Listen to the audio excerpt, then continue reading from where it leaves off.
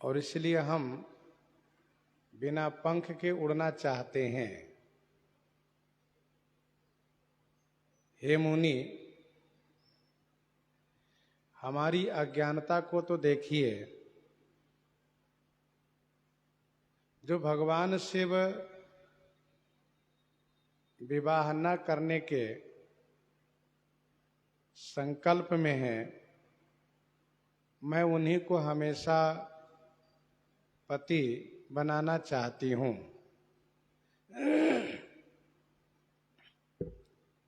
सुनत बचन बिहसे ऋषय, गिरि संभव तब देह। नारद कर उपदेश सुनी, कहु बसेउ किसु गेह। कहु बसेउ किसु गेह।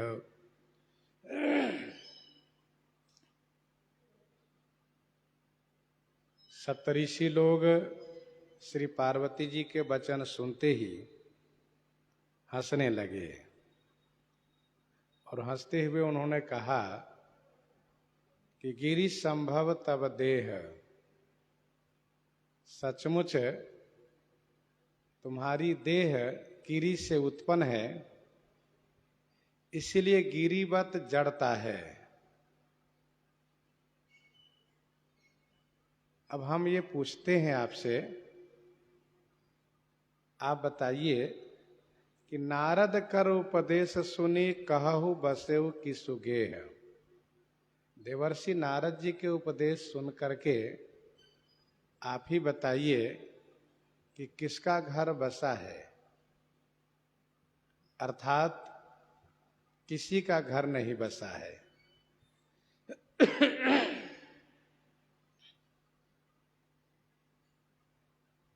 दक्ष सुतन उपदेश निजाई, तिन्ह फिरि भवनन देखा आई। तिन्ह फिरि भवनन देखा आई।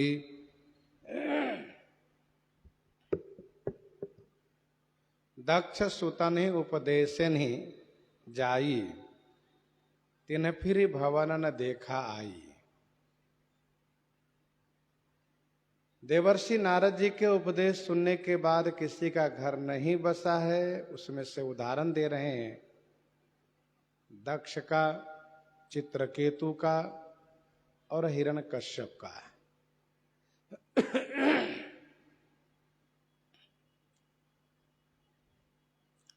दक्ष जो अपने आप को बहुत चतुर मानने वाले,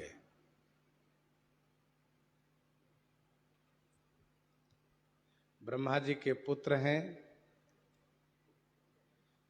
और अपने आप को इतना होशियार मानते हैं, इसलिए इनका नाम दक्ष भी है। दक्ष माने चतुर। श्री नारद जी कहना यह चाहते हैं कि इतने बड़े होशियार बनने वालों के साथ नारद जी ने जब ऐसा किया, उनके सभी पुत्रों को बाबा बना दिए, एक भी घर वापस नहीं आया, तो दक्ष की जब यह हाल किए, यह दशा किए, तो और लोग उनके सामने क्या है। और फिर आप क्या हो। जाई, वैसे नियम तो यह है कि शिष्य को गुरु जी के पास जाना चाहिए और जाते भी हैं, लेकिन नारद जी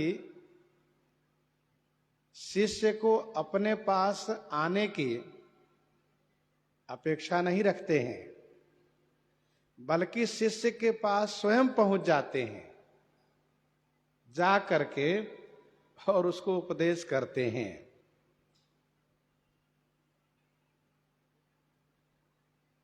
और ऐसा उपदेश करते हैं कि वह वापस घर को नहीं आता है।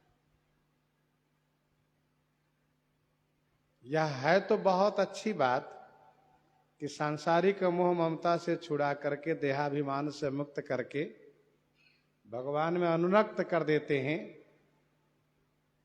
लेकिन सप्तऋषि लोग यहां पर दोष दिखा रहे हैं। देवर्षि नारद जी बसे बसाए घर को उजाड़ देते हैं, फिर उसके घर को बसने नहीं देते हैं।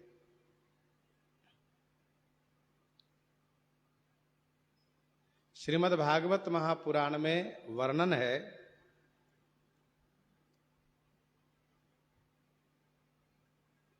दक्ष ने पंचजन की कन्या से, पंचजन नामक प्रजापति की कन्या से विवाह किया। पंचजन नामक प्रजापति की कन्या से विवाह किया और उनसे 10,000 पुत्र उत्पन्न किए। हरयस्व नामक 10,000 पुत्र उत्पन्न किए।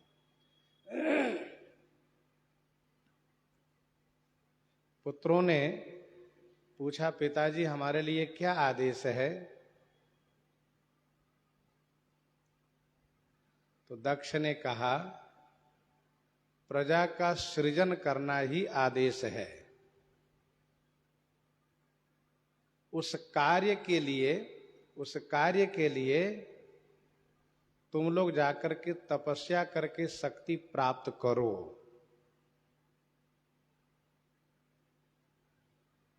तो ये लोग तपस्या के लिए प्रस्थान किए हैं। कहाँ गए हैं? कहा नारायण सरोवर पर गए हैं। नारायण सरोवर गुजरात में है। नारायण सरोवर पर पहुंचे हैं।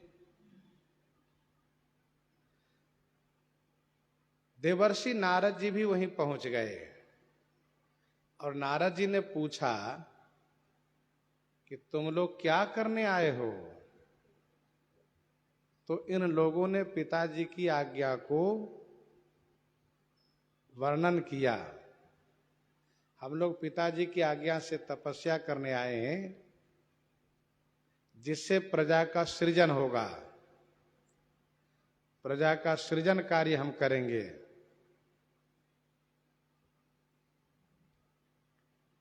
तब नारद जी महाराज इनको समझाना शुरू किए। नारद जी ने कहा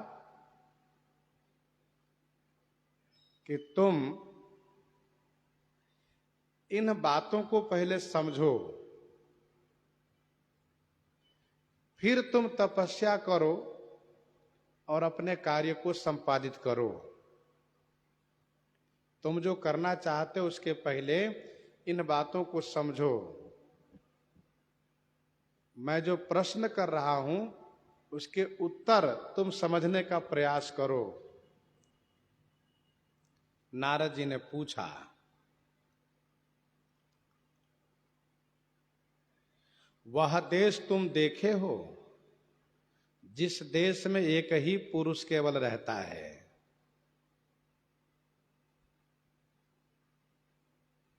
दूसरा, वह बिल तुम देखे हो जहां की जाते हुए दिखते हैं लेकिन जाने वाले वहां से वापस नहीं आते हैं? फिर पूछा कि उस नदी को तुमने देखा है? उस नदी को तुम लोगों ने देखा है जो दोनों तरफ बहती है? प्रायः नदी एक तरफ बहती है, लेकिन यह नदी दोनों ओर बहती है। देखे हो? फिर पूछा कि उस हंस को देखे हो जो सभी भाषा को बोलता है?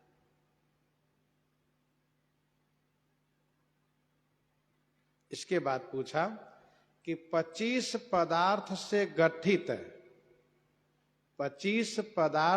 गठित उस मकान को देखे हो? वह कौन सा मकान है?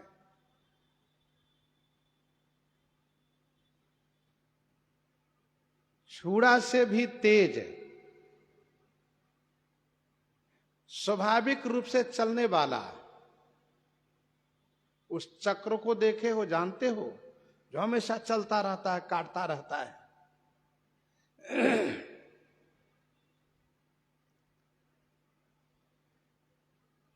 हर्यश्व नामक 10,000 पुत्रों ने कहा, महाराज हम तो ये सब नहीं जानते। तो नारद जी ने कहा, क्या तपस्या करोगे? अरे इसको पहले समझो। उन परम पुरुष का क्या आदेश है, उन परमात्मा का क्या आदेश है, उसको समझो। देवर्षि नारद जी ने इन सब पर कृपा की है। फिर इन लोगों को बात समझ में आने लगी है। वह देश जिसमें एक पुरुष रहता है वह कोई और नहीं, शरीर ही देश है जिसमें जीव रूपी पुरुष का निवास है। वह बीबर, वह बिल जिसमें जाते हुए तो दिखता है लेकिन वहां गए हुए में से कोई वापस नहीं आता है, वह है मोक्ष रूपी बीबर, मोक्ष रूपी बिल है। दोनों ओर बहने वाली नदी कौन है? कहा दोनों ओर बहने वाली नदी है संसार रूपी नदी, जो दोनों तरफ बहती है। जन्म भी होता है, मरण भी होता है। वह हंस जो सभी भाषा को बोलता है, वह कौन है? कहा शास्त्र रूपी हंस है। 25 पदार्थ से गठित शरीर रूपी घर है। छुरा से भी तेज, हमेशा चलने वाला चक्र कौन है? कहा काल रूपी चक्र है। काल ही चक्र है।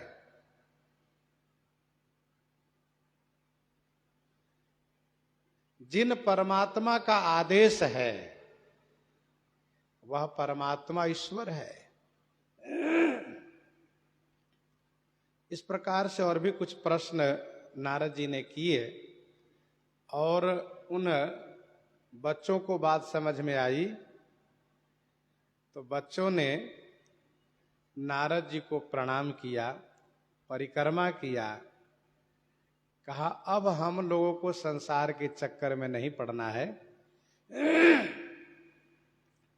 जन्म मरण के चक्कर में नहीं पड़ना। अब हम भजन करेंगे, भगवान को प्राप्त करेंगे।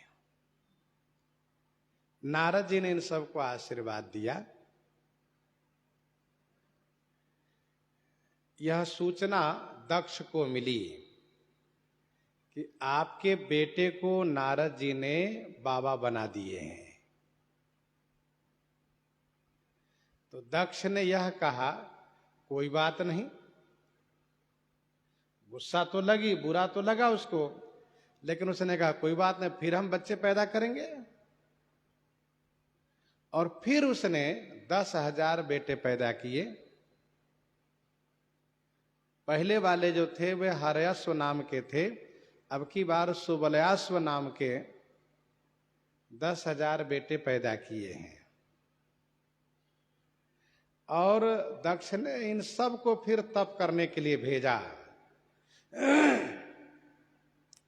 नारद जी भी मन में ठान लिए कि हम इन सब को बाबा बनाएंगे। अच्छा, सृष्टि का प्रारंभ काल है, नारद जी बाबा बनाने में जुटे हुए हैं। बाबाओं की संख्या खूब हो, बाबाओं की संख्या होगी, खूब भजन करेंगे और भगवान को प्राप्त करेंगे, भगवान को प्रसन्न करेंगे। तो नारद जी भक्ति प्रचार में तत्पर हैं। इधर सनकादिक चारों भाई बाबा बन गए हैं, नारद जी बाबा बन गए हैं, दक्ष के पुत्रों को बाबा बना दिए। अब आप जरा सोचिए, कुछ लोग कहते हैं कि बाबा की परंपरा कहां से है। बाबा की परंपरा तो सृष्टि के प्रारंभ से है।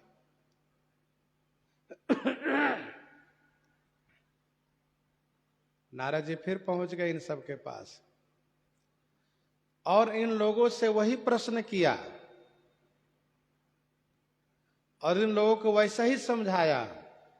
तो इन लोगों ने भी नारद जी को परिक्रमा प्रणाम करके कहा कि हम अपने बड़े भैया के मार्ग को अनुसरण करेंगे, हम वापस घर नहीं जाएंगे।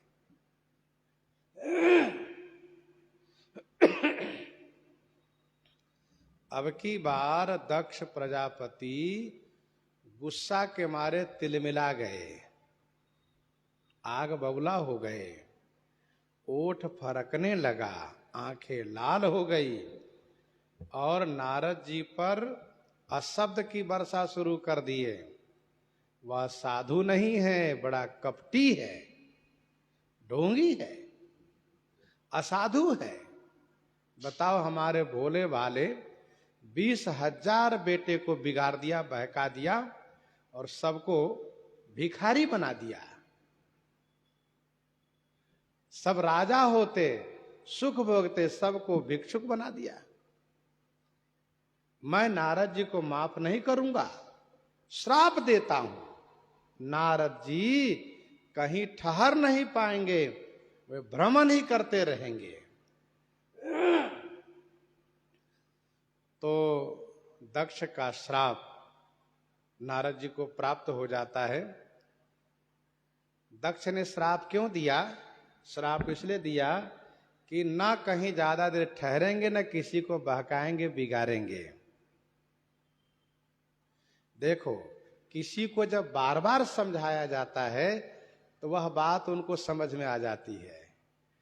अब जब किसी को थोड़ा समझा दिया फिर चल दिया, तो जाने के बाद जब समझाने वाले चले जाते हैं तो उनके ऊपर फिर उसी का प्रभाव पड़ जाता है जो पहले का संस्कार है। लेकिन अब समझाने वाले उनके पीछे पड़ जाएं, दिन रात समझावें, तो स्वाभाविक है कि उनका मन परिवर्तित हो जाता है और वे सोचते हैं कि हाँ, ठीक कह रहे हैं, यही काम करना चाहिए। तो दक्ष ने सोचा कि आगे अब किसी और के घर को न बिगाड़ें, इसीलिए दक्ष ने श्राप दे दिया।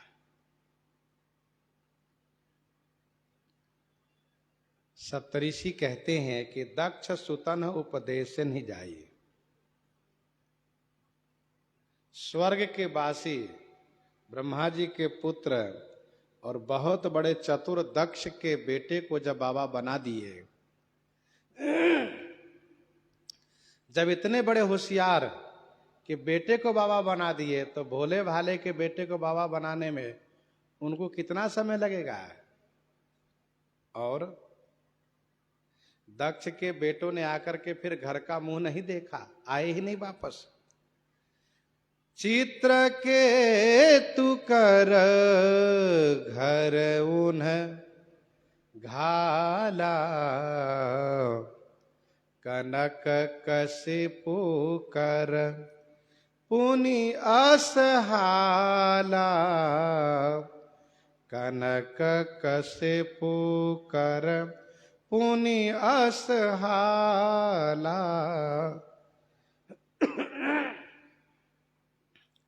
चित्रकेतु कर घर उन घाला, कनक कश्यपु कर पुनि असहाला। अब भूलोक की बात सुनिए। भूलोक में राजा चित्रकेतु के घर को उन्होंने घाला माने नष्ट कर दिया, बर्बाद कर दिया। कनक कश्यपु कर पुनि असहाला, और पुनि माने फिर, कनक कश्यपु माने हिरण कश्यप की वही हाल किया। चित्रकेतु कर घर उन घाला।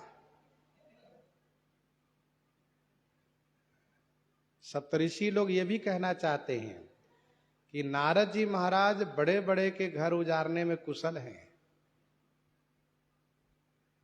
जब बड़ों के घर उजाड़ दे तो उनके लिए छोटे का घर उजाड़ना कौन सी बड़ी बात है। श्रीमद् भागवत जी में इनकी भी कथा वर्णित है। 6ठे स्कंध में 14, 15, 16 अध्याय में दक्ष पुत्रों की कथा भागवत जी में है 6ठे स्कंध में 5 से लेकर 10वें अध्याय तक।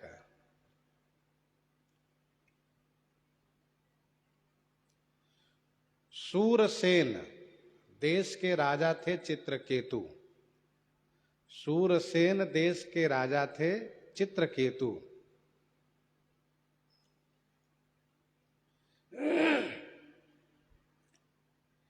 इनके पास 1 करोड़ रानियां थी। 1 करोड़। परंतु संतान के नाम पर न कोई पुत्र था न कोई पुत्री थी। निसंतान थे। राजा चित्रकेतु बड़े चिंतित रहा करते थे। भई गलानी मोरे सुत नाही। इसी बीच एक दिन श्री अंगिरा ऋषि चित्रकेतु के घर पर आए। श्री अंगिरा जी को इन्होंने पूजन किया है। कुशल प्रश्न होने पर चित्रकेतु ने अपने मन की व्यथा श्री अंगिरा ऋषि के सामने निवेदित किया है। पहले तो अंगिरा ऋषि ने उनको समझाया, अच्छा है कि पुत्र नहीं है। यदि योग्य पुत्र मिला तब तो बड़ा सुख होता है, लेकिन यदि कहीं अयोग्य मिल गया, नालायक पुत्र हो गया तो बड़ी अशांति होती है, बड़ा कष्ट होता है। इसीलिए अच्छा है प्रपंच से मुक्त हो, बढ़िया बात है। लेकिन चित्रकेतु का कहना यह था कि मुझे एक पुत्र चाहिए, यही मेरी कामना है। अंगिरा ऋषि ने कहा ठीक है, जब ये ऐसी ही इच्छा है तो उन्होंने त्वष्टा का पूजन कराया। अंगिरा ऋषि ने त्वष्टा का पूजन कराया और पूजन करा करके यज्ञ करके उन्होंने प्रसाद राजा चित्रकेतु को दिया। त्वष्टा की पूजन कराया है, त्वष्टा के नाम से यज्ञ कराया है और उस यज्ञ के अवशेष हवि को प्रसाद रूप में अंगिरा जी ने चित्रकेतु को दिया है, यह कह करके कि राजन, इस प्रसाद के प्रभाव से तुम्हें एक पुत्र अवश्य होंगे, पर याद रखना हर्ष भी होगा और शोक भी होगा आपको। लेकिन चित्रकेतु ने इस बात पर ध्यान नहीं दिया कि शोक क्या होगा। पुत्र प्राप्ति की बात सुनकर के चित्रकेतु बड़े प्रसन्न हुए और उन्होंने उस प्रसादी को ले जा करके अपनी बड़ी रानी जो कृतद्युति है उसको दिया। कृतद्युति ने प्रसाद ग्रहण किया, प्रसाद पाया, जिसके परिणाम स्वरूप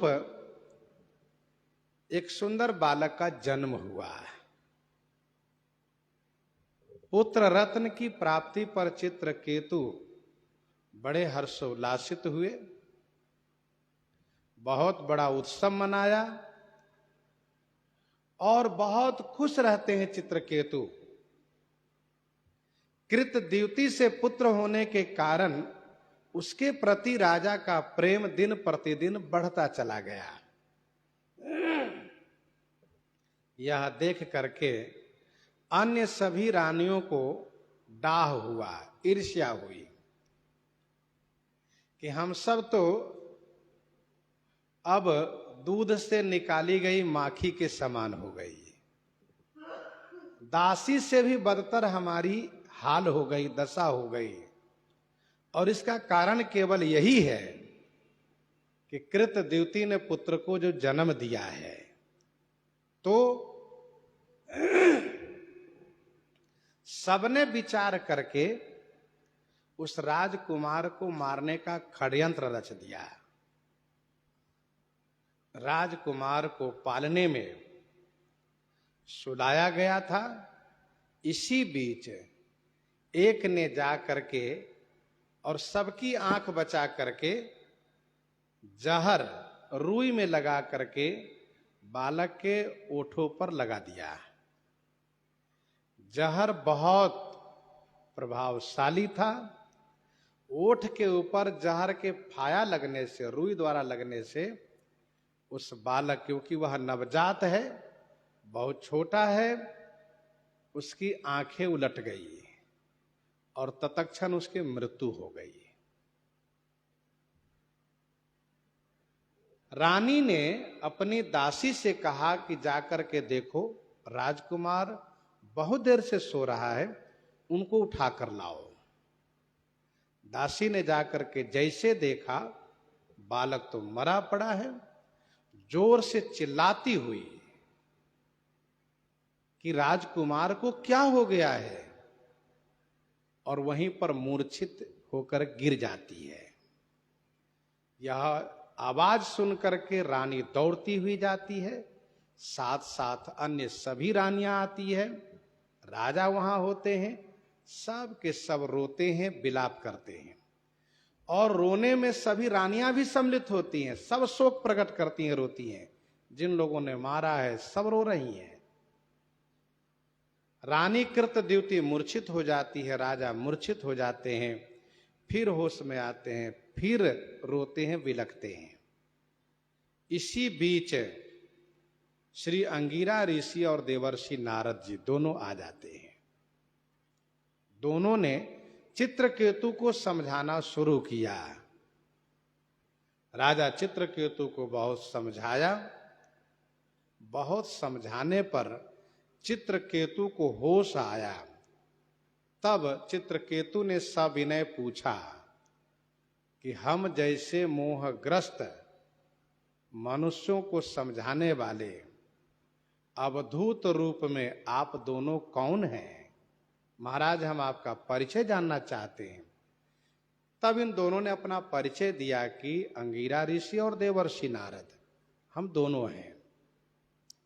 श्री नारद जी ने कहा, चित्रकेतु, तुमको पहले ही अंगिरा ने बताया था कि पुत्र प्राप्त होगा, साथ साथ हर्ष भी होगा और शोक भी होगा।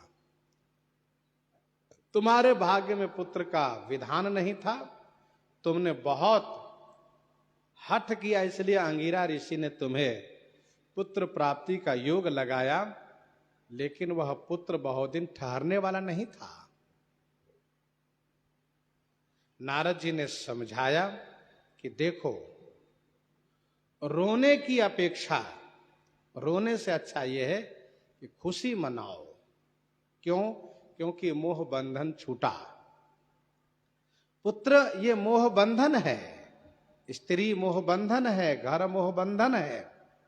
और सुनो, यहां कोई किसी का न पुत्र है, न कोई किसी का पिता है। सभी जीव अपने प्रारब्ध के अनुसार यहां पर एक दूसरे से संबंधित होते हैं और बिछुड़ते हैं। ठीक उसी प्रकार से, जिस प्रकार से जल की प्रवाह में रेत बालू एकत्र होता है और फिर बिखर जाता है,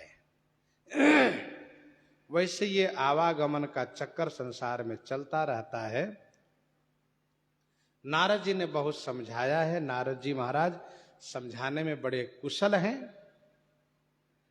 जिस प्रकार से देवर्षि जी समझा ले जाते हैं, वैसा समझाना सबके बस की बात भी नहीं है। चित्रकेतु को जब बात समझ में आई, तब देवर्षि जी ने उनको संकर्षण मंत्र प्रदान किया है। कहा, इसका तुम जाप करो, इसके जाप करने से तुम्हारे जीवन में बहुत बदलाव होगा, परिवर्तन होगा। इसके बाद नारद जी ने उस बच्चे से कहा, ऐ बालक, तुम उठो और तुम अपनी माताओं को, पिता को कुटुंबी जनों को समझाओ, देखो तुम्हारे लिए किस प्रकार से सब शोकाकुल हैं, कैसे सब रो रहे हैं, उठो समझाओ। नारद जी ने जब कहा तो वह बालक उठ के बैठ गया, मानो सो रहा उसको जगाया गया हो वैसे उठ के बैठ गया।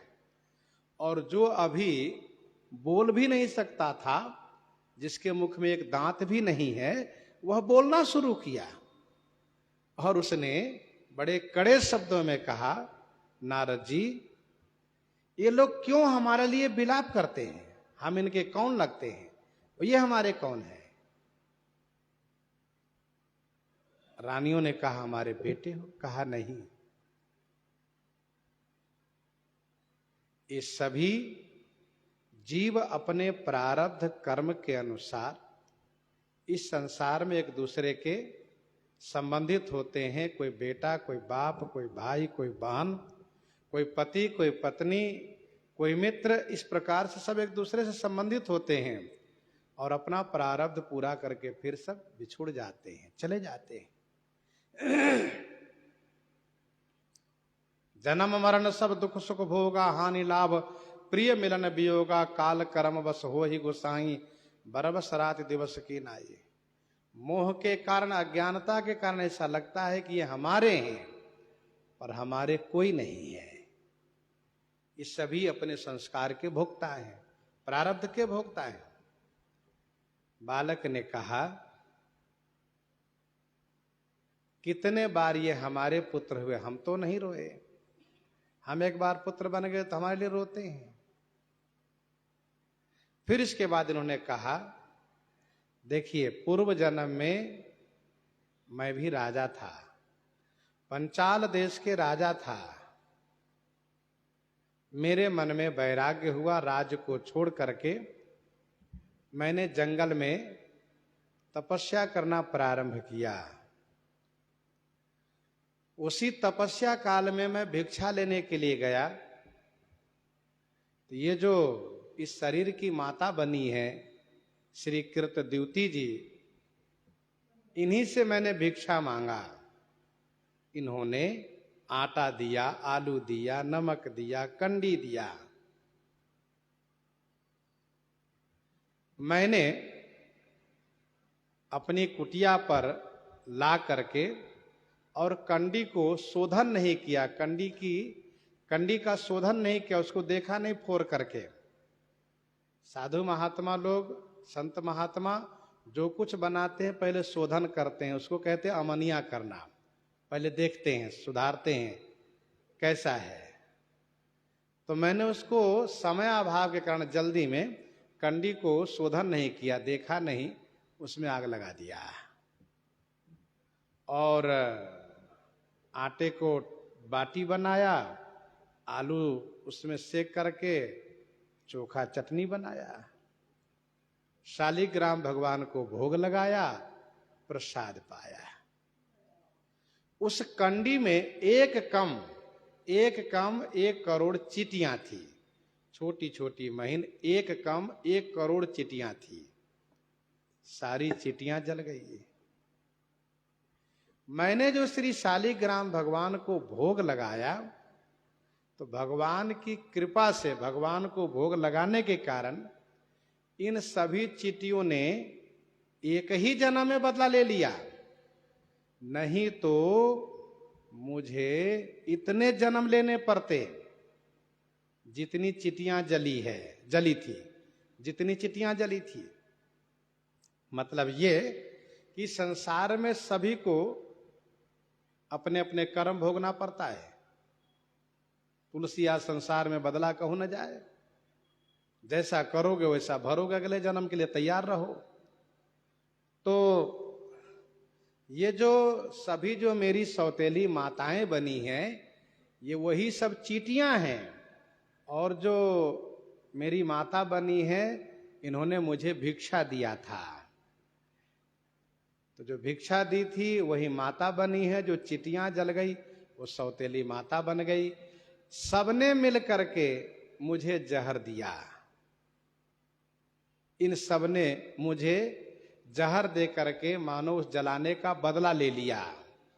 मैं तो जल्दी मुक्त हो गया, मैं जल्दी मुक्त हो गया।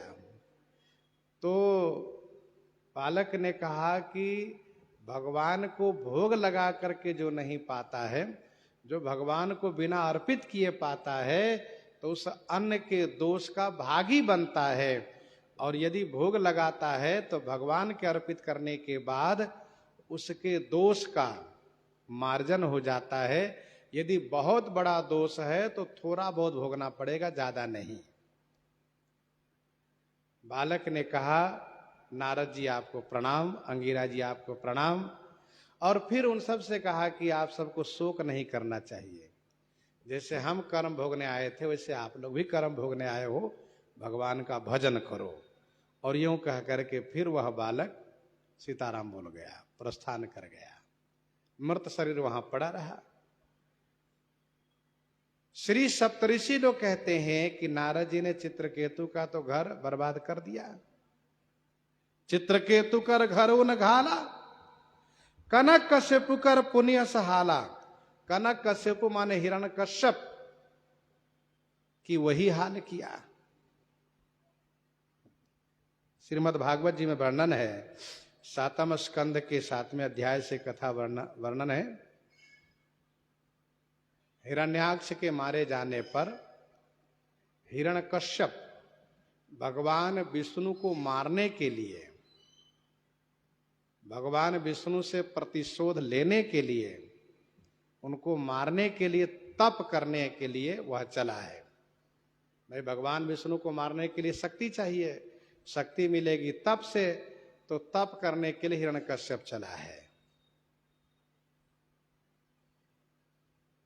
तप करने के लिए चला है। कथा बहुत विस्तृत है। देवताओं ने तोता मैना बन करके भगवान का नाम सुनाया है।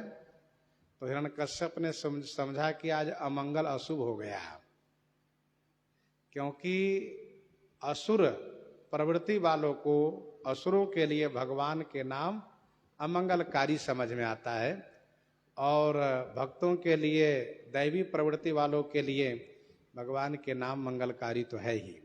अच्छा, असुर लोग भले ही अमंगलकारी समझें, लेकिन होता तो मंगल ही है।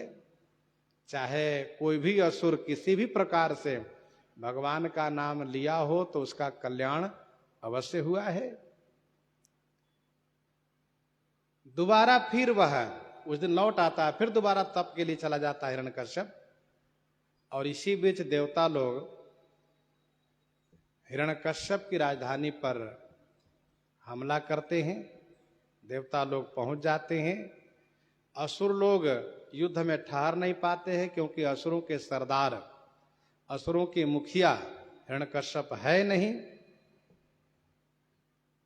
असुरों के भाग जाने पर कयाधु को हरण करके देवराज इंद्र चल देते हैं।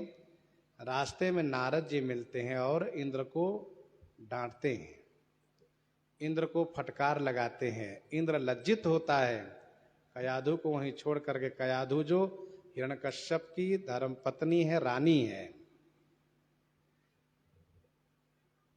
इंद्र के जाने के बाद उस गर्भस्थ शिशु को शिक्षा देने के लिए नारद जी उनको एक आश्रम में, अपनी कुटिया में रखते हैं और उनको उपदेश करते हैं। कयाधु तो सो जाती हैं, गर्भावस्था में उनको नींद आती है, सो जाती है। लेकिन प्रहलाद जी गर्भ के अंदर से ही देवर्षि नारद जी से शिक्षा प्राप्त करते हैं।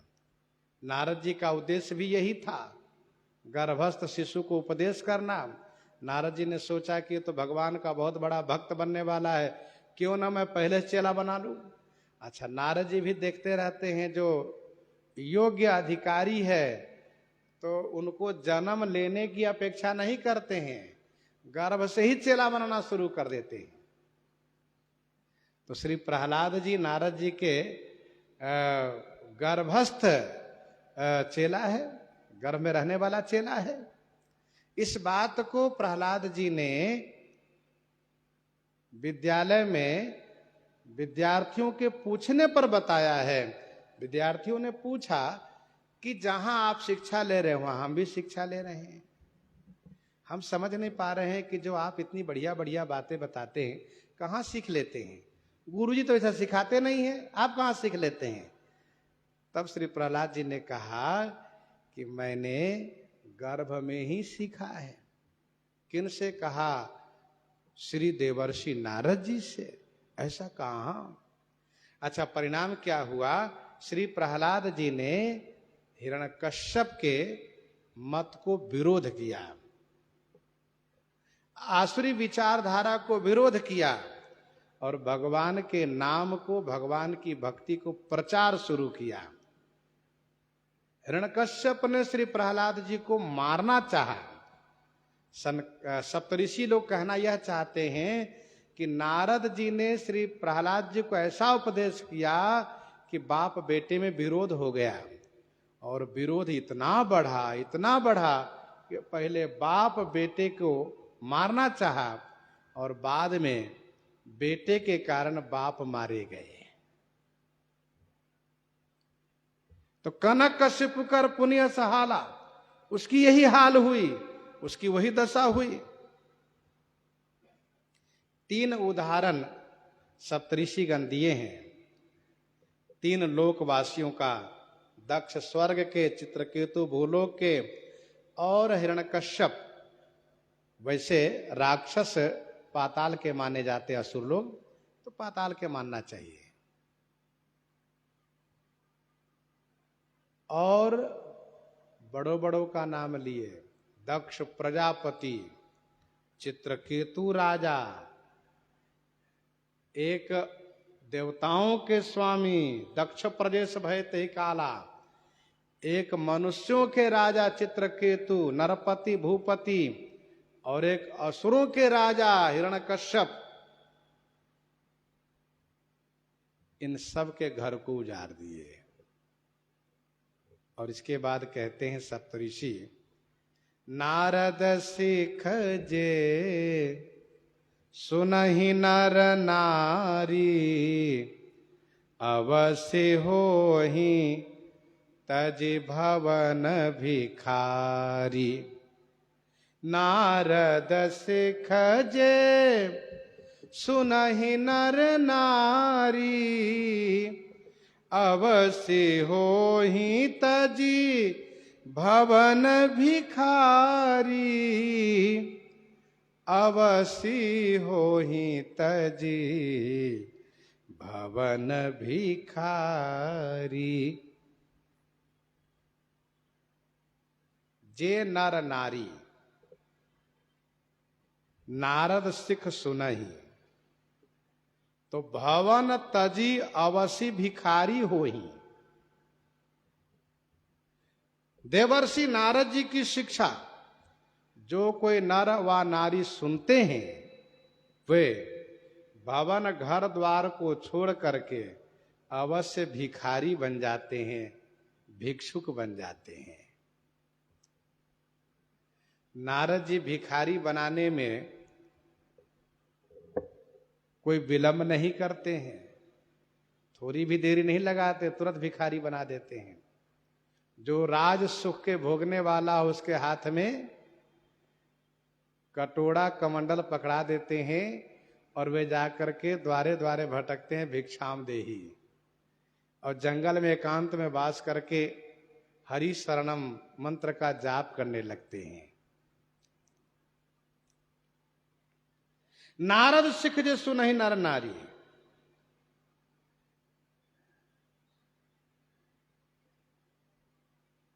दक्ष पुत्र तथा हिरण्यकश्यप पुत्र चित्रकेतु ये सब नर थे। सनकादिक कहते हैं आप नारी हो, चाहे नर हो या नारी, उनकी शिक्षा सुन करके वे अवश्य भिखारी बन जाते हैं। बताओ, हिमालय राज की पुत्री बन करके, एक राजकुमारी हो करके भिखारिन की जिंदगी जी रही हो, तपस्या कर रही हो, तुम्हें भी उन्होंने भिखारी बना ही दिया। नारद जी कैसे हैं उनको आप नहीं समझती, और लोग नहीं समझते, हम लोग जानते हैं, क्योंकि हम लोग ऋषि हैं, हमें मालूम है कि नारद बाबा कैसे हैं। कैसे हैं? कहा मन कपटी तन सज्जन चिन्हा, मन कपटी तन सज्जन चिन्हा, आप सरिस सब ही चहकीन्हा। मन कपटी तन सज्जन चिन्हा, मन के कपटी हैं, बहुत बड़े कपटी हैं नारद बाबा। और तन सज्जन चिन्हा, शरीर पर सज्जनों का चिन्ह है।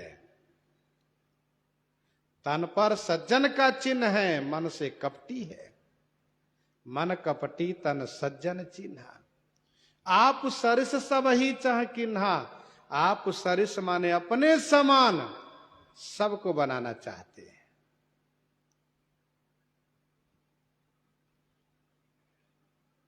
बड़े कपटी हैं।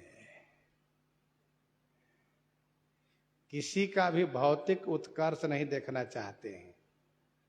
तुरंत उनके पास जाकर के उनको समझा बुझा करके और बाबा बना देते हैं।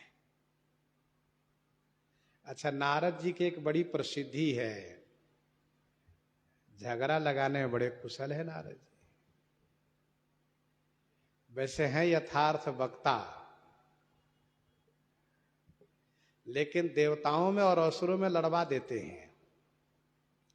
असुरों को भी वास्तविकता बता देंगे और देवताओं को भी बता देंगे, दोनों लड़ जाते हैं।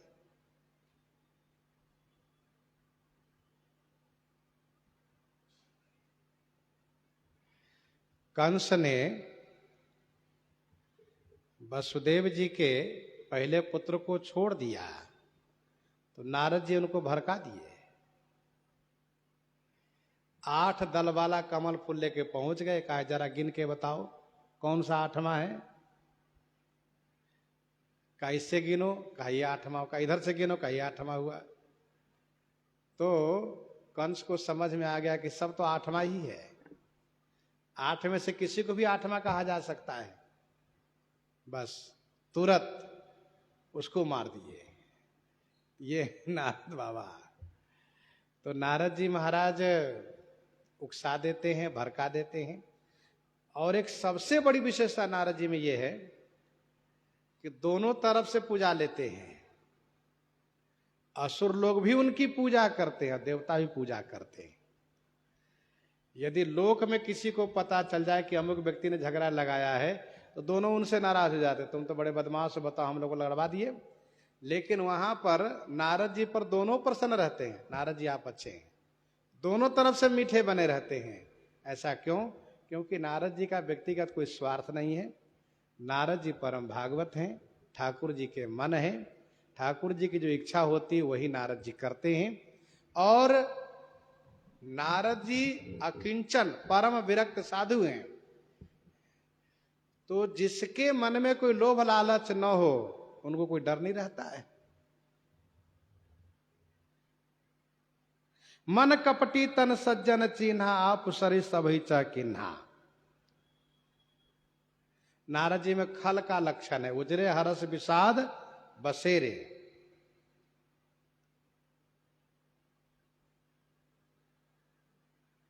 नारद कर में कहा बिगारा, भवन मोर जिन बसत उजारा। किसी के घर उजारना एक खल का काम है। तो आप उस सरिस सब ही चाह किन्हा। इस वाक्य पर आप ध्यान दीजिएगा कि कौन नहीं चाहता अपने समान बनाना है। पिताजी चाहते हैं पुत्र हमारे समान हो, गुरुजी चाहते चेला हमारे समान हो, स्वामी चाहते हैं सेवक हमारे समान हो। इसी प्रकार से संसार में जो जिस रास्ते पर चल रहा है वह चाहता है कि हमारे समान सब हो जाए। गोस्वामी जी ने लिखा दोहावली में,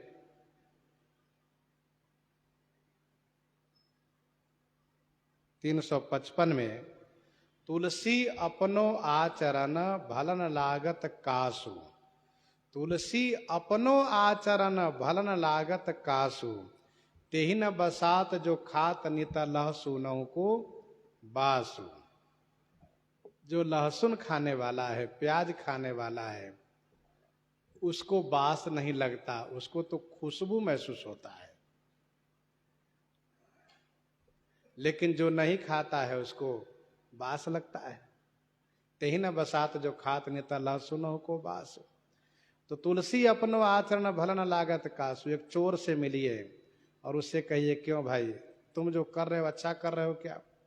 तो वह कहता है क्यों हम अच्छा नहीं कर रहे हैं? अरे बहुत ऐसे लोग हैं धन को दबा दबा के रखे हैं, मर जाएंगे, कुछ काम नहीं आएगा, हम उसके धन को छीन लेते हैं, चुरा लेते हैं, कुछ अपने में लगाते, कुछ अपने मित्रों में लगाते, कुछ गरीबों में लगा देते हैं। तो चोर को यह लगता है कि हम यही पवित्र कार्य कर रहे हैं। वैसे ही जो जिस रास्ते पर चलने वाला है उसको अपना रास्ता अच्छा लगता है, उसी में उनको गुण दिखाई देता है। जही कर मनरम जाहि सन तेहि सन काम, वही प्रिय लगता है। तो आप सरिस सब ही चाह किन्हा, आप किसी के पास चले जाइए, उनके पास उठिए बैठिए, तो वह जिस रास्ते का पथिक होगा वही शिक्षा देगा। बाबा के पास जाइए, बाबा बनाएंगे, गृहस्थी के पास जाइए, गृहस्थी बनाएगा, विद्वान के पास जाइए, विद्वान बनाएगा, और मूर्ख के पास जाइए, मूर्ख बनाएगा। जैसा करोगे संग वैसा ही चढ़ेगा रंग।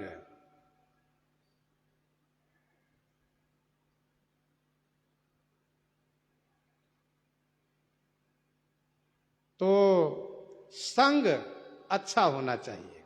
कहीं न सुसंग बड़प्पन पावा, कहीं न सुसंग बड़प्पन पावा, तो को न कुसंगति पाई नसाई। सुसंग से बड़प्पन मिलता है तो कुसंग से नुकसान हानि होती है, नष्ट हो जाता है वह। तो आप सरिस सब ही चह किन्हा। विडंबना यह है कि अच्छे लोग यदि अपने समान बनाना चाहे तो लोगों को बुरा लगता है, देखो, और बुरे लोग यदि अपने समान बना रहे हो तो कहते हैं कोई बात नहीं, जाने तो हम क्या कर सकते हैं।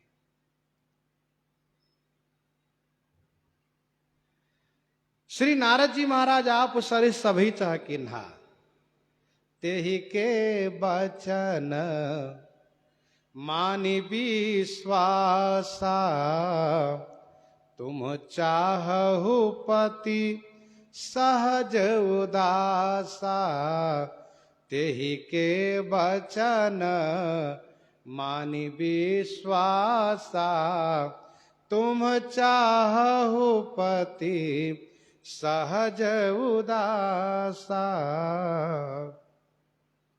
तेहि के वचन माने विश्वासा। तेहि के वचन माने उन्हीं के वचन को विश्वास मान करके, चार चौपाई में दोष दिखा करके तब सप्तऋषियों ने कहा उन्हीं के वचन मान ली हो तुम। और जिनके वचन मानने से कोई आज तक घर नहीं बसाया, किसी का घर नहीं बसा, घर उजरने के सिवा। कोई यहाँ घर बसाने का मतलब विवाह शादी से है, और घर उजारने का मतलब बाबा बनाने से है। सप्तऋषि लोग कहते हैं उनके वचन मान करके तुम घर बसाना चाहती हो, जिनके वचन मानने से आज तक किसी घर बसा ही नहीं, घर उजरने के सिवा। तुम चाहो पति सहज उदासा, सहज उदासा पति चाहो, जो स्वाभाविक रूप से उदासीन रहने वाले हैं तुम उन्हीं को पति बनाना चाहती हो।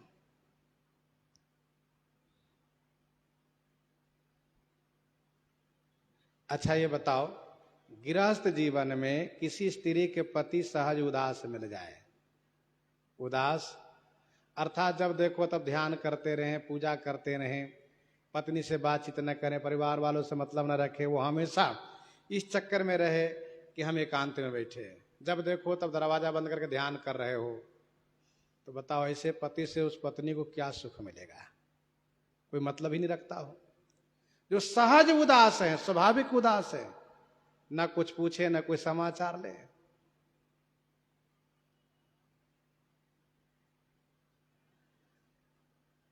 श्री पार्वती जी ने कहा था नारद कहा सत्य सोई जाना।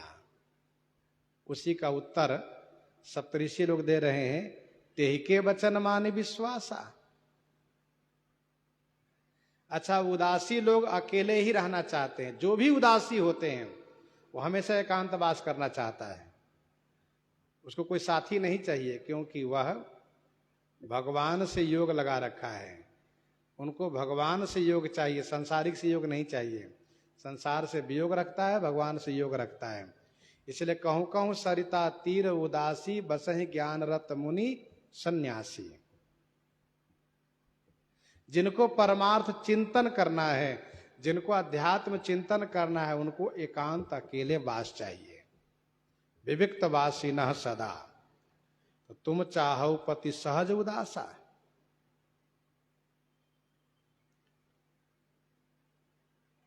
अब सप्तऋषि लोग भगवान शिव के अवगुणों को वर्णन कर रहे हैं।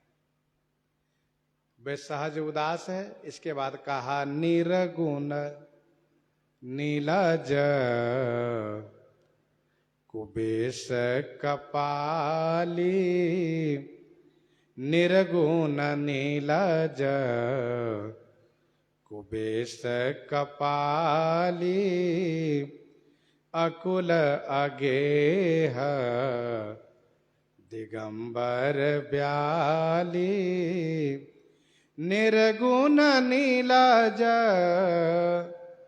कुबेश कपाली, अकुल अगेह दिगंबर ब्याली।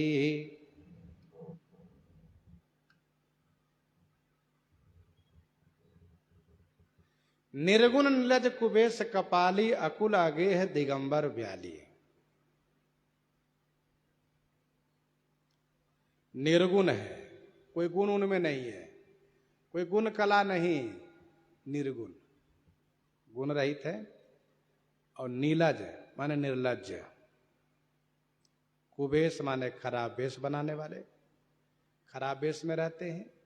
कपाली, कपाली माने मुंडों की माला पहने रहते हैं। श्मशान में तमाम खोपड़ी दिखाई पड़ती रहती है, उसको समेट करके माला बना के पहने रहते हैं। नरसिर माला। और अकुल, कोई कुल नहीं उनका, उनके कुल में कोई है ही नहीं, अकुल है, बिना कुल के हैं वे, परिवार से रहित थे। अगेह, अगेह माने घर रहित है, कोई घर नहीं है। दिगंबर, दिगंबर माने दिशाहीन जिनका वस्त्र है, निर्वस्त्र रहने वाले। ब्याली, ब्याली माने सांप पहने रहते, सांप लपेटे रहते हैं। ये सारे दोष है। सहज उदासी 1, निर्गुण 2, नीलज 3, कुबेश 4, कपाली 5, अकुल 6, अगेह 7, दिगंबर 8, ब्याली 9। ये 9 दोष हैं। अर्थात जिस प्रकार से 9 अंक की सीमा है, वैसे ही शिव जी दोषों की सीमा है। केवल दोष है, एक भी गुण नहीं है। बताओ, घर बसाने लायक कोई गुण उनमें है? कुछ नहीं। अच्छा, कोई माता पिता ऐसे को अपनी बेटी नहीं देना चाहेंगे, काहे को देंगे? और कोई कन्या ऐसे के साथ विवाह नहीं करना चाहेंगे। कहु कवन सुख असबर पाए, भल भूले हो ठग के बौराए। कहु कवन सुख असबर पाए, भल भूले हो ठग के बौराए। कहु असबर पाए कवन सुख, आप ही बताओ, ऐसा बर पा करके कौन सा सुख मिलेगा? कोई सुख नहीं मिलेगा। आप घर में रहोगी, बाबा योग साधना में रहेंगे, ध्यान में लीन रहेंगे। अच्छा, आप क्या खाई हो, क्या पहन रहे हो, उसकी भी चिंता उनको नहीं रहेगी। कोई मतलब नहीं रखने वाले, उदासीन रहने वाले। कहो कवन सुख असबर पाए, भल भूले ठग के बौराए। ठग के बौराए, ठग के द्वारा बौराए माने पगलाने से, ठग के द्वारा पगलाने से। भल भूले हो, भल माने अच्छी तरह से, भूले हो माने तुम भूली हुई हो, ठगा गई हो। सप्तऋषि कहते हैं ऐसे वर पाकर के आप ही बताइए कौन सा सुख मिलेगा। ठग के बौराने से, पगलाने से अच्छी तरह से पगला गई हो, आप भूल गई हो। अच्छा, ठग क्या करते हैं? जो ठग होते हैं वे मादक मिलाकर के लड्डू बनाते हैं, नशा मिलाकर के लड्डू बनाते हैं, और आपके पास बैठ करके मीठी मीठी बातें करके, मीठी मीठी बातें करके बढ़िया से प्रभावित करके फिर कहेंगे देखिए हम उत्तराखंड से लौट के आ रहे हैं, ये भगवान बद्रीनाथ के प्रसाद। आप गए उत्तराखंड? नहीं। अरे भगवान की बड़ी कृपा होती तब प्रसाद मिलता है। अब आपसे इतनी बातें हो गई है तो हम सोचे थोड़ा आपको ही प्रसाद दे दें, नहीं तो प्रसाद तो अपने ले जा रहे थे घर परिवार वालों के लिए। अच्छा भैया ठीक है, बातें बहुत हुई है, प्रसाद दिया, लड्डू खाया, वो लड्डू खाया और आराम से उलट गया, बेहोश हो गया वो। इसके बाद उसके सारा सामान समेट करके और अगला स्टेशन पर, अगले स्थान पर वह उतर के चल देता है।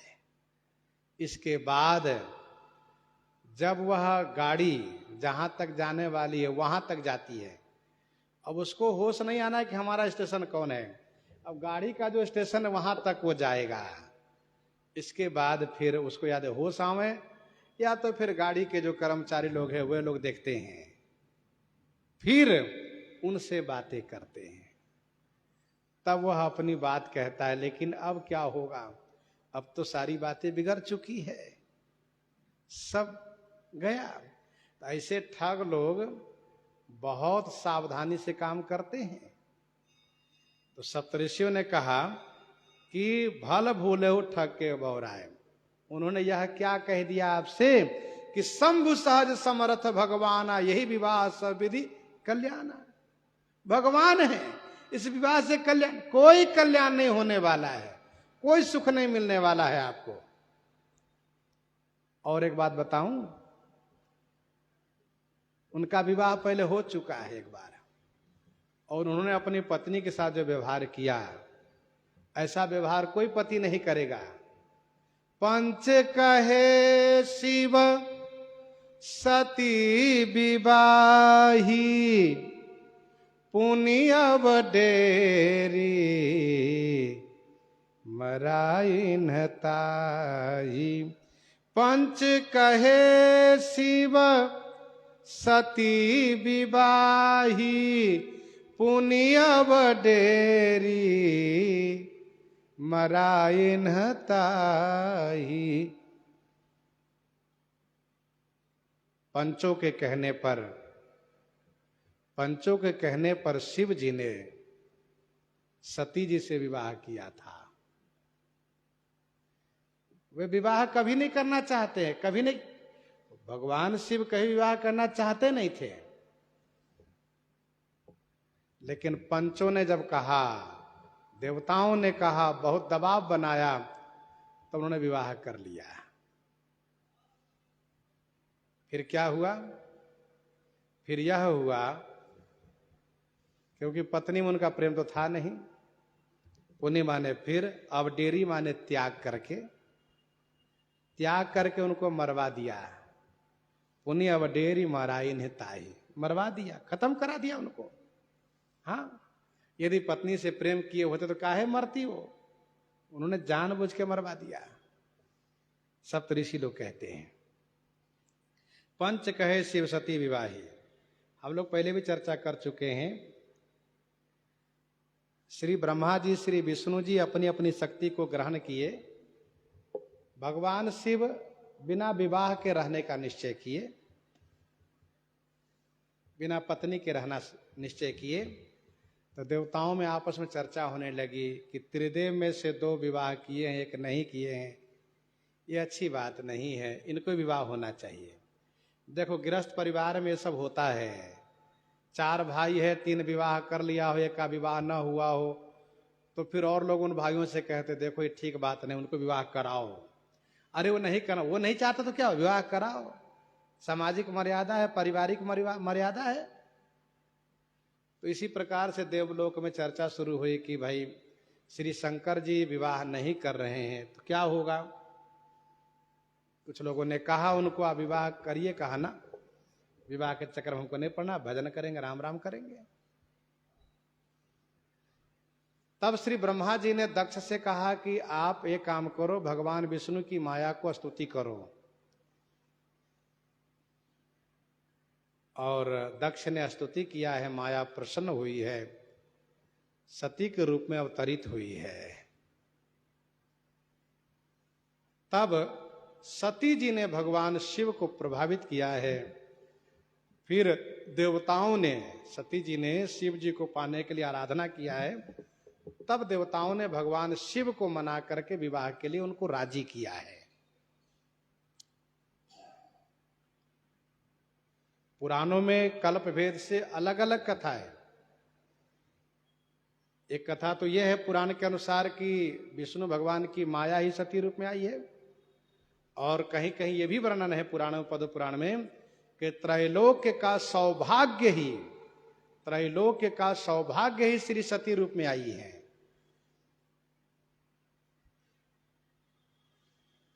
फिर तो भगवान शिव ने विवाह किया है। देखो मानस जी में स्पष्ट वर्णन है, भगवान शिव सती जी से बहुत प्रेम रखते हैं। भगवान शिव सती जी से बहुत प्रेम रखते थे, क्योंकि हमेशा साथ रखना। लेकिन संसार का नियम है, जिनको गुण देखना है वे गुण देखते हैं, जिनको दोष देखना है उसी में दोष निकाल देते हैं। विधि प्रपंच गुण अवगुण साना। सप्तऋषि लोग यहाँ पर दोष दिखाना चाहते हैं, तो सप्तऋषि लोग कहते हैं कि भगवान शिव पंचों के कहने पर, दबाव बनने पर दक्ष पुत्री सती के साथ उन्होंने विवाह किया और फिर उन्होंने परित्याग किया। सती जी को साथ में ले गए अगस्त आश्रम पर, और फिर इसके बाद वापसी में श्री राम जी की परीक्षा के लिए भेज दिए, और इसके बाद उनको परित्याग कर दिए और स्वयं समाधि लगा लिए। फिर समाधि से जगने के बाद सती के पिता का यज्ञ हो रहा था, उस यज्ञ में भेज दिए, जाओ, और वहां भेजवा करके मरवा दिए, समाप्त हो गई वो। देखो किसी बात को कहने की अलग अलग तरीका होती है। जब दोषात्मक कहना हो तो उसकी भाषा अलग होती है, गुणात्मक कहना हो तो उसकी भाषा अलग होती है। पंच कहे शिव सती विवाही पुनि अवडेरी। अवडेरी का अर्थ होता है त्यागना। हनुमान बाहुक में 34 में लिखा है, पोखी तोखी थापी आपनोन अवडेरिये। पोखी तोखी थापी आपनोन अवडेरिये। विनय पत्रिका 227 में है, विधिहूं सृज्यों हो अवडेरे। विधि यो सृज्यों हो अवडेरे। तो अवडेरे का मतलब त्यागना। अवडेरे का अर्थ है त्यागना। इसका विशेष अर्थ में लोग यह भी करते हैं कि झंझट में डालकर, उलझन में डाल करके मरवा दिए।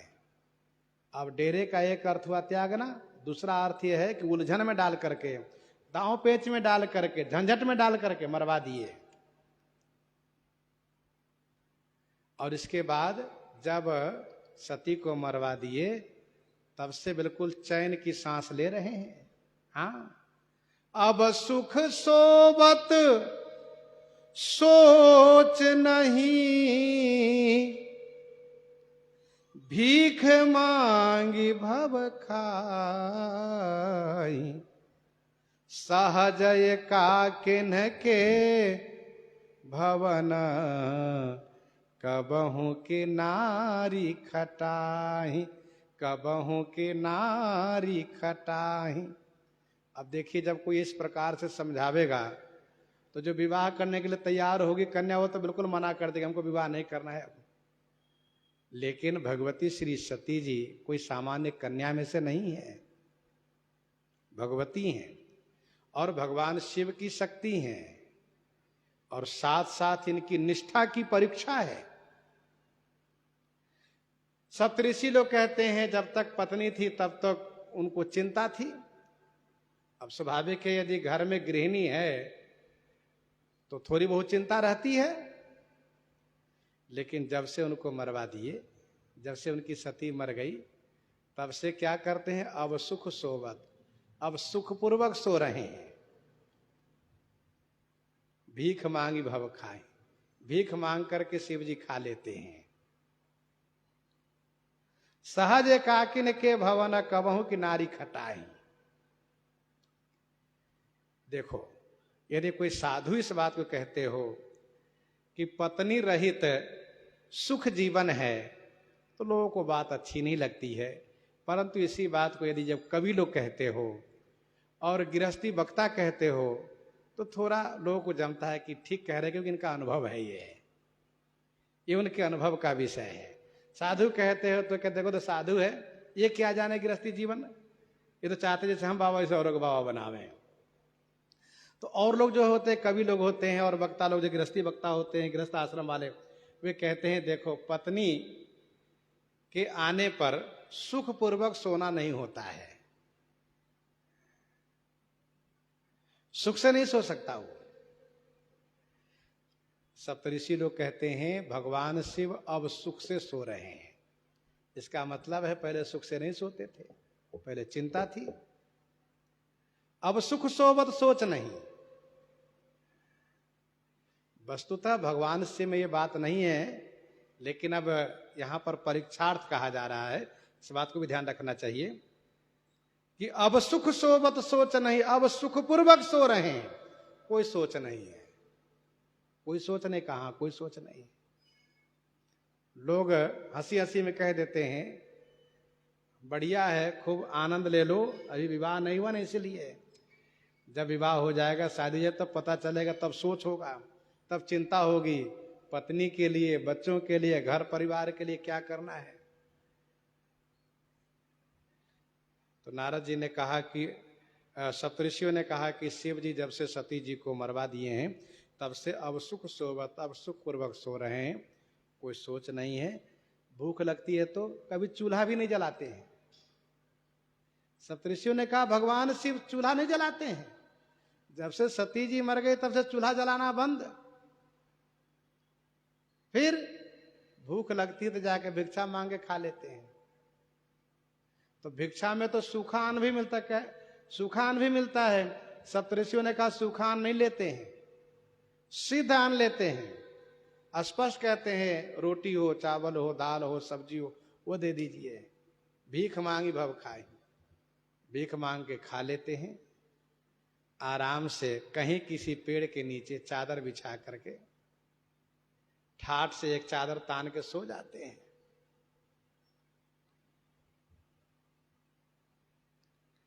कवितावली उत्तरकांड में 109 पद में गोस्वामी जी ने लिखा, कौन कौन जग रहे हैं और कौन सो रहे हैं। तो गोस्वामी जी ने कहा जागे जोगी, जोगी भी जग रहा है। जागे जोगी जंगम जति जमाती ध्यान धरई, डरई और भारी लोभ मोह को काम को। जोगी जग रहा है, उसको नींद नहीं आती है, डर है कहीं कामादि विकार हमला न कर दे। जागे राजा राज काज, सेवक समाज साज, सोचे सुनी समाचार बड़े बैरी बाम को। राजा जग रहा है, बेचारा सोता तो है लेकिन उसको चिंता लगी रहती है कहीं शत्रु हमला न कर दे, कहीं कोई अपने में से न कोई हमला कर दे, कोई हमारे पर हमला न कर दे। जागे राजा राज काज, सेवक समाज साज, सोचे सुनी समाचार बड़े बैरी बाम को। जागे बुध विद्या हित, पंडित चकित चित, जागे लोभी लालची धरनी धन धाम को। जागे भोगी भोग ही, जागे भोगी भोगा ही वियोगी रोगी सोग बस। फिर कहा सोवे सुख तुलसी भरोसो एक राम के। देखो जो छोटा बच्चा होता है ना, वो ठाठ से सोता है। क्यों? उसको ये नहीं चिंता है कि हम कल क्या पाएंगे, कल क्या खाएंगे, कौन सा कपड़ा पहनेंगे। ये सारी चिंता माता पिता को है, वे जाने। वो ठाठ से सोता है। लेकिन वही जब बड़ा सयाना हो जाता है तो उसको चिंता होती है। तो गोस्वामी जी ने कहा सब जग रहे हैं और मैं सो रहा हूं। सोवे सुख तुलसी भरोसो एक राम को। वहीं कवितावली उत्तरकांड 69 पद में गोस्वामी जी ने लिखा, प्रीति राम नाम की प्रसाद राम नाम को। प्रीति राम नाम की, प्रतीति राम नाम को, और प्रसाद राम नाम के पसारी पाए सूती हों। प्रीति राम नाम की, प्रतीति राम नाम। श्री राम नाम में प्रेम विश्वास है। प्रसाद राम नाम के पसारी पाए सूती हों। मैं ठाठ से सोता रहता हूं। बादशाह का मंत्री था, बादशाह का मंत्री था, उसको वैराग्य हो गया। जंगल में जाकर के तप करने लगा। बादशाह के मन में चलो देखता हूं किस दशा में रह रहा है। जाकर देखा तो टांग फैलाए बैठा है। बादशाह पहुंचे तो उठकर खड़ा भी नहीं हुआ, सलाम नमस्कार भी नहीं किया। बादशाह ने कहे क्या हो गया तुमको? कहा जब से मैंने सब कुछ त्याग दिया तब से पैर फैला कर आराम से बैठा रहता हूं। तो वास्तव में त्याग में सुख तो है, इसमें कोई संदेह नहीं है। त्याग जितना मजबूत हो उतना ही सुख है, उतनी निर्भयता है। अब सुख सोबत सोच नहीं, भीख मांगी भव खाही, सहज एकाकिन के भवन। सहज माने स्वाभाविक रूप से, एकाकिन माने एकांत में रहने वाले के, भवन माने घर में, कबहू की नारी खटाही। की माने क्या? कबहू माने कभी भी, नारी खटाही। खटाही माने ठहरना, खटाही माने ठहरना। क्या नारी कभी ठहर सकती हैं? अर्थात नहीं, कभी नहीं। सहज एकाकिन के भवन, कबहू की नारी खटाही, कभी नहीं ठहर सकती हैं। तो भगवान शिव सहज एकांत में निवास करने वाले हैं। उनके साथ नारी का निर्वाह नहीं होगा, नारी ठहर नहीं पाएगी। एक बार विवाह किया, उन्होंने देख लिया और पत्नी को मरवा दिया, फिर विवाह करेंगे, फिर मरवा देंगे। इसलिए हमारा कहा मानो तो उनसे विवाह करने का विचार छोड़ दो। विवाह करो लेकिन उनके साथ नहीं। किनके साथ करो? तो हम जिनके साथ विवाह करने के लिए कहते हैं उनके साथ करो। तो कौन है वे? ऐसे वर का परिचय सप्तऋषि लोग देने जा रहे हैं। कथा प्रसंग को यहीं पर हृदयांगम करते हैं। आइए श्रवण करते हैं श्री भक्तमाल जी से।